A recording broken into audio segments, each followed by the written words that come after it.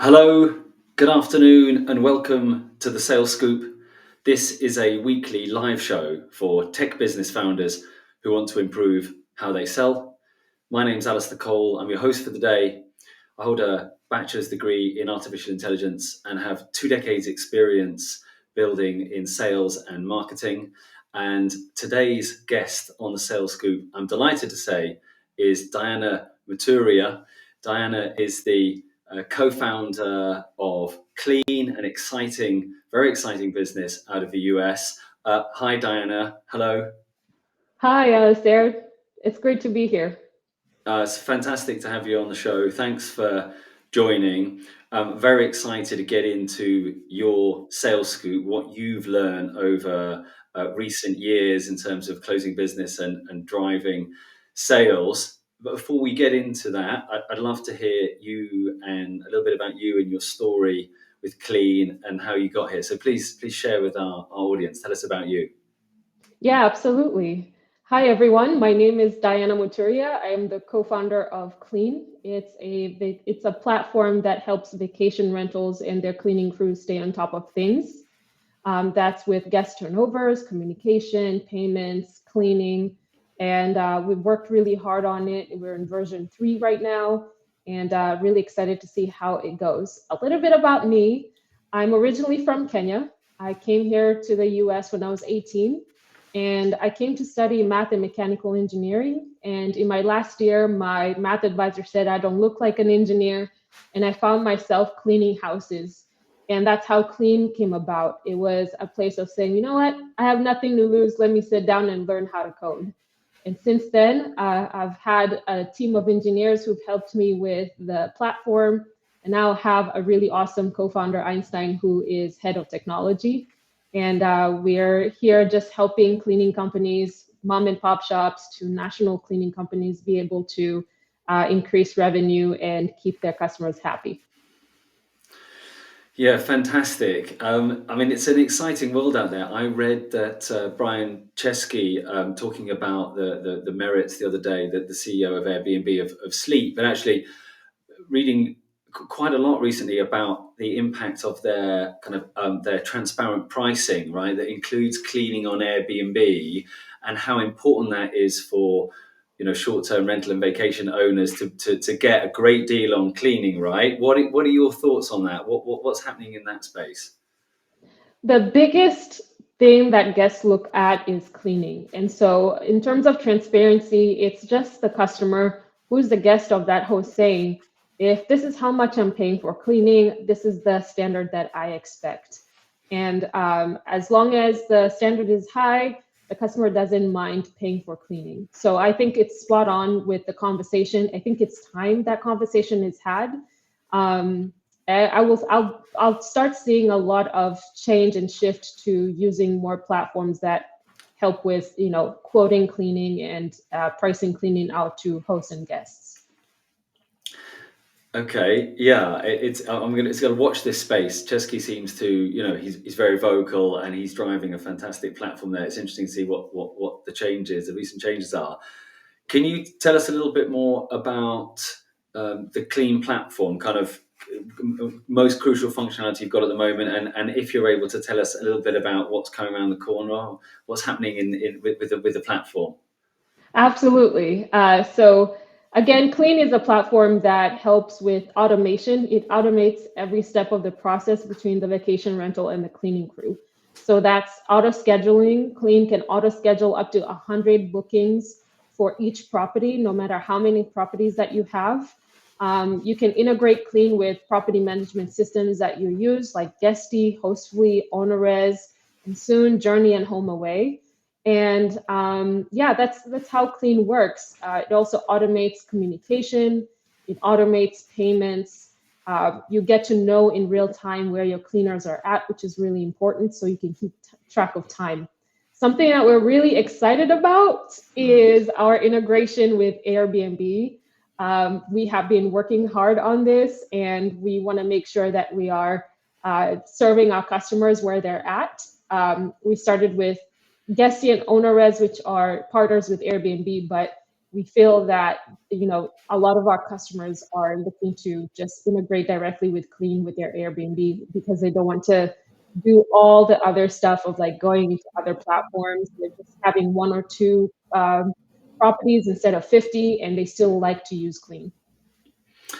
Yeah, and in our recent discussions, one of the things that really jumped out at me was looking after the cleaners, right? You said recently or last year quoted that if we look after them, then they look after the households, they look after our businesses and help us grow, right? And I've always been inspired by that ability of, or the passion you've got for looking after them. Are you able to expand on how the platform works best, really well for cleaners?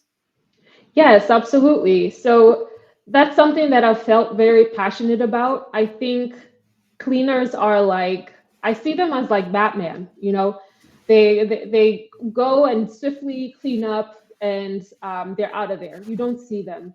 And sometimes we don't appreciate them because when we go to the office and that coffee stain is not there the next day, we don't really think about it, but they make our spaces so clean and so fresh for us to just function. Yeah. And so it's important for us to take care of our cleaners. Now, how do we do that? Is by listening to them. What are their pain points? What do they like to have?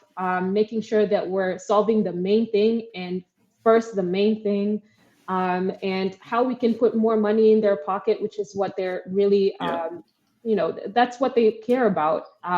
They care about keeping their customers. They care about building those relationships. So we solve those problems specifically for them. Yes, and I guess automation and AI can help ensure that they've got less distance to go. They can do more jobs in a day, closer to home. That all sounds fantastic. Where can people go to find out more about Clean? You can go to clean.com. So that's CLYN.com, and you'll get a lot of information there for vacation rentals, for homes, and the services that we provide. Clyn.com, clean.com. Okay, fantastic. Well, look, you talking about listening to the cleaners there is a nice segue into your sales scoop. Enlighten us. What's the kind of the key area that you wanna share today that you've learned in sales? So, a big thing that I've learned in sales, first of all, I was in sales my entire career. When I started off sales, I started off with selling cars. I sold used cars, and then I started selling new cars, and then tech sales. And then I ended up being a national business development partner manager for Cisco Systems and Insight Direct. So, I've been in sales my entire life, but when it came to selling for Clean, I realized that I was just depending on the systems that they already set. And something that I didn't set already was customer discovery. So you have to be close to your customers. That's going to be your Swiss knife. I call customer discovery is your Swiss knife. Because if you know your customers really well, you know exactly what to sell. Yeah, look, the ultimate B2C, selling used cars, right? And then new cars, and gradually you're selling B2B, and Clean is a B2B to C platform. So you feels like you've tried your hand at everything. Um, and customers, that's an important one, right? The people with the money. It's really tough, convincing people to part with their cash for products and services, and the customer's got to come right at the center. How would you break that down within that Swiss knife, as you called it, right, of Oh, customer yeah. discovery? Break it down for us. What does best in class customer discovery look like for salespeople on a call? Customer discovery helps you not build in a bubble. If you are, the reason why we're afraid to sell in the first place, especially, you've worked really hard on something and you're feeling like, oh my gosh, if I put it out there and they hate it, it's because you are building in a bubble. You have to have your customers around you when you're building your product, when you're building your services. You have to have customers there. So definitely not build in a bubble. Keep them in the loop. Ask them, hey, this is the thesis that I have. I want to see if it's the same problem that you have and how painful that problem is, and how much you would, pay for it if we solve this problem. Yeah, sitting with them, right? Whether it's, buyers and understanding their need, or customers and how they're behaving, getting right in there. And I think that extends beyond just, sales to so many different areas of actually being in there with the other humans, right? Yeah. Um, but we work the Uplift Partnership. We work with a lot of startups. Often they're very early on, and they haven't done that piece. Um, and they are building in a bubble. And obviously that is quite dangerous. But we've all been bitten by it, right? I feel like Oh yeah. is that one of those things that you have to go through the process? You have to do it in a bubble and be You disappointed have to before you go through learn. it. Oh yeah, you have to go through it. Every founder has been in this situation where you feel like I am going to absolutely blow this out the water, and then you put it out there, no one wants it. It happens all the Yeah, time. So yeah. you have to have your customers around, and it can be as simple as having a Zoom call. Just schedule Zoom calls and say, hey, you're in this space. I'm solving this problem in your space. I'd like to hear your thoughts, and just ask them what kind of challenges they have, Yeah. and just listen to them. You literally are going, by the time you get to call number 4 or 5, you already see a theme. And so you may have a very real problem that you're solving, but you may be solving it in the wrong way. And so having those potential customers in the front line as you're building is really important for that sale. Mm. Yeah, and it's interesting you mentioned 4 or 5 there. And which reminds me of Jakob Nielsen, the highly esteemed UX researcher, and his study that we used, decades ago, was around the fact that 5 people being interviewed was enough to get 80% of the problems right. It doesn't need to be millions of calls, right? Like you said, the trends Yeah. come out, but you've got to make the time to sit with them. What else? What else? What else could we do as well as not building in a bubble? What else would you recommend? I would say also with the iterations, definitely have them in those iterations. Send the ugly baby and say, hey, this is the ugly baby. Let them say, hey, maybe just put, a little bit of this and a little bit of that and remove this and remove that. They will let you know, because if they're going to pay for it, they're going to let you know if it's going to work for them or not. So definitely have them also through the iteration, not just at the front of before you build the product, but also during the building of the Yeah. product. Yeah. Yeah, one of the phrases that we use is kill your children, right? In terms of making those, coming up with the ideas, doing the little spikes and the features and stuff, and then if it isn't working, you've got to get rid of it, right? You've got to take Yeah. the ugly baby you don't know, and then you've got to be confident enough to just be ready there for kind of failure feedback. Um, Yeah. But talking about that, how important is confidence? Because obviously, sitting next to people and taking products or ideas, that can be, it can feel like a personal attack. Yeah. On your confidence, on your idea, on your ideas, right? We've all been there. Nobody likes to be shot down. What? How important is confidence in that process for So you?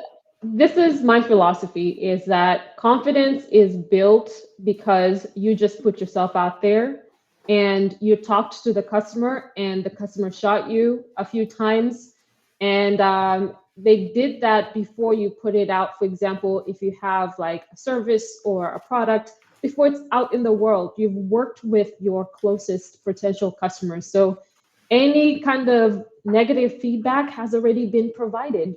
And so you've already got out of that like scared, situation. And by the time you've iterated with the customer over time, and now you're out there selling it, you're so confident because you know exactly their words that they use, the pain points, how it solves their problem, and by the time you're out there, you talk about it, you just say one sentence about what you're solving, and it's exactly how that customer Yeah. sees that problem and how they want it to be solved. So their face light up and it gives you more confidence. So you just have to put yourself out there, say, hey, this is the product, this is the solution, um, and then get that feedback at the beginning. So once you're out there selling, it doesn't feel like a big hill. Yeah, my mind went back there to that kind of, you talked about the words, and it's almost the rehearsing of the patter, right? The sales patter, the line, and as you talk to more people, you realize that word X resonates more than word Y, and so it's kind of live value proposition, you Yeah, know, evolution, right, with them early on, yeah, and until things get solidified, and you know, yeah. you make it, confidence is about getting out there, right? But that's easier said than done. You're more towards the super confident end than a lot of founders.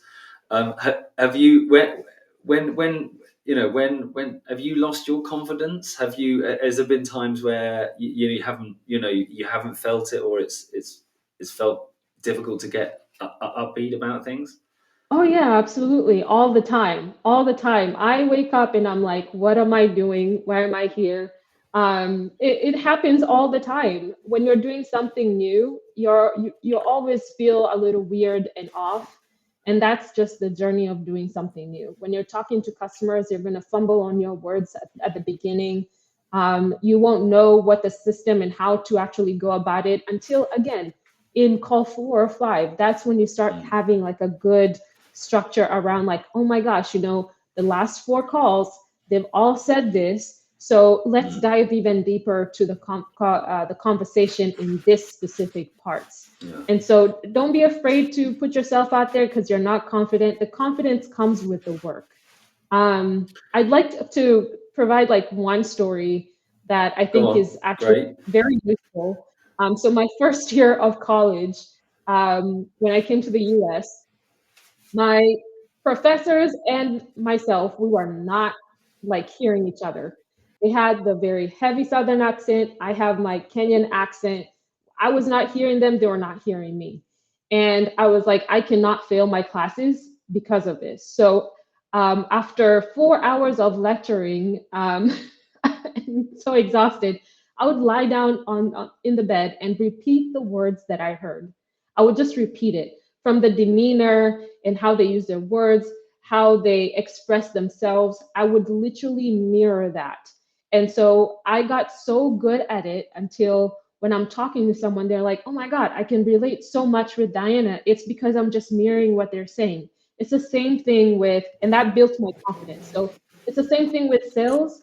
Once a customer is talking to you, you hear their voice in their frustration, the words that they say, the words that they use, Mm, the solutions that they would like to have. You use those same words. Um, that's how you relate to them. That's how you build your yeah. confidence. That's how you build the relationship between you two. Yeah. It's Yeah, it's words that do it. My mother was a special needs and English teacher for decades, and I remember her explaining that kind of, human groups really are defined by their language. Whether you're in the gang or out of the gang is really about whether you know the words, right? It's the yeah, lingo, and it's the same with customers. If you're using the right terms, then you're in their tribe, right? yeah, Um, you absolutely. you talked there about calls, and I guess phone calls and video calls are great ways to spend with customers, spend time with them, and understand. What would be your tips on organizing those sessions, or what do you do before those sessions? How should they run for people? Anybody watching or listening, what would be your tips about how to run a great customer discovery call? Now, if you're starting by yourself, I would just start with like going and talking to people and saying, can we schedule a time? Just have like a Calendly link and send that Calendly link. Have them schedule the time, what the time is good for them. But preparing, have some questions that write your assumptions down, the assumptions that you have. That's the best way to go about it. Okay. Just start asking those questions. For example, let's say it's the industry of fashion industry. Write all your assumptions down. Jeans don't fit well. Blue jeans is popular and black jeans should be more popular. Whatever those assumptions are, and then Okay. ask them those questions. Okay. Um, Eventually, over time, you'll know the assumptions that are actually matter to be validated, and some that should not even be in the list in the first place. But Yeah. that's how I would go about it as just starting. However, We've been working together, Alistair, and we've set out a CRM and a campaign, and that has been really, really helpful. I would definitely check out the Uplift partnership on this. In just organizing the calls is like reaching out, doing the outreach over LinkedIn, and then having the outreach be able to have conversations first, and then be able to schedule, which has been really helpful for us to scale our our go to market. But that's how I would start, is just start simple, schedule those calls, have it all in 1 week so that the next week you're solving the next problem in your company. But that's how I would go about it. Okay. And that's making me think about kind of features in product in the Clyn platform. What would you say are, are all the best features ideas that have come from you and Einstein and the team, or all the great features come from customers? Are they all from customers? I don't know. What's the kind of, how has it ended up? It was all customers. Okay. When we're talking to them, my problem was I was a cleaner and I wanted more customers. And then when we got out in the world, we found that customers have their own problems that are even more pressing. And so once we talked to customers, we realized that they want automation. Automation is a big thing. They were depending heavily on text, calls, and emails, which is very highly inefficient if you want to scale your business, whether you're a cleaning company or a vacation rental property agency. And so we needed to figure out how to automate all the manual and cumbersome problems that they have. So auto scheduling, looking at before and after photos, and being able to analyze those photos really quickly and provide feedback to the cleaner so that they can fix it right away instead of having a recall, which becomes an issue with guest experiences. Yeah. Being able to train the cleaner, being provided that report back to you so that you can know if the cleaning was done properly. Providing the best route for the cleaners, whether they're under you or you're using a provider. So those things are like all, even like knowing where the cleaners are. Did they arrive on time? A lot of our customers say, I'm constantly blowing up my cleaners. I don't know where they're at. But the cleaners are there. They just probably put their phone aside and they're cleaning. So being able to know where they are at what time, if the job was done properly, those are the biggest issues from customers, and we are able to solve them. Okay. Fantastic. And uh, spending time with them is great, customers, right? Yeah. But that's quite time intense. It's a big chunks of diary time. Is it something you do continuously, or do you do it in bursts, or do you do it once a year? Um, We do it. We have sprints where we're like, okay, we want to solve this problem, and so we're going to dedicate, a certain long dated period of time to do the customer discovery, so that our sales process is really aligned with the people that we want to sell to. That's how we do it. However, over time, as we're building the product, we're talking to them. We have spurts and cadences where we talk to them over time. But it does start with a big spurt, and then over time, we just have like those cadences with them. We keep them up to date through newsletters. We yeah. keep them up to date with some messaging here and there, so that they can try us out, give us some feedback. And then eventually, when we're out there saying, okay, here's a product, we're not just selling, we're providing a solution. Yeah. And it is hard, but we can get it right. It does work sometimes. How do you know? How do you know when it's working? How do you know from the customers that you've got it right? Their face is going to light up. That's how you know. All the time. When I go to events and I talk about Clyn, I would just see someone go like, and immediately just they want to just talk to me like, oh my god, where have you been? This is so genius. So it will show in their face that the Yeah. solution is actually what they were looking for. Yeah. Okay. Well, look, that's fantastic. I think that overarching theme of putting the customer, the buyer, right at the heart. We know how important that is in 2025, right? Whether it's you've got B2C business or a B2B or B2B2C like yours, um, you know, Gartner, I think it was, who the Gartner stat that we push out there is that 87% of buyers expect to be delighted before and after the purchase. It's almost like, almost 9 out of 10 people, they're expecting, the stakes are so high, they're expecting to be delighted. And so you can really only achieve that if you're listening to them like super carefully, right?